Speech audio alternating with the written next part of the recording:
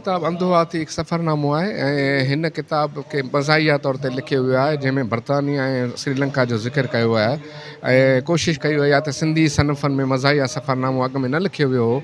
इन जे लाइ लिखी करे हिकु नई तब आज़माई कई आहे। उमेद आहे त माण्हुनि खे पसंदि ईंदो।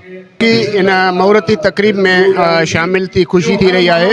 हिकु त बादल सूमरो उन सां दुबईअ जे मुख़्तलिफ़ प्रोग्रामनि में गॾिजाणी थींदी रहंदियूं आहिनि। उते असांजो हिकिड़ो सर्किल आहे, उन सर्किल तहत असां गॾु हूंदा आहियूं। पर हिते अची हुन जे किताब जी महूरती तकरीब में शामिल थियो आहियां ऐं ख़ुशी जी ॻाल्हि इहा आहे त हीअ हिकु अहिड़ी नवाण आहे जेका सिंधी सफ़रनामे में मज़ाह तौरु शामिल थी आहे। हुन सफ़रनामे खे बोरियत बनाइण खां बचाइण जे लाइ उन में मिज़ाह शामिल कई आहे जेको सिंधी अदब में हिकिड़ी ख़ुशाइंद ॻाल्हि आहे ऐं मां सम्झां थो त इन तरीक़े सां नए पढ़ंदड़ खे अदब ॾांहुं लाॻू करे सघिजे थो।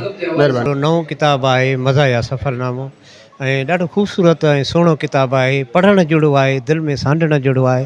हीअ किताब क़ौम जी अमानतूं आहिनि, उहे क़ौम ताईं पहुचणु घुरिजनि।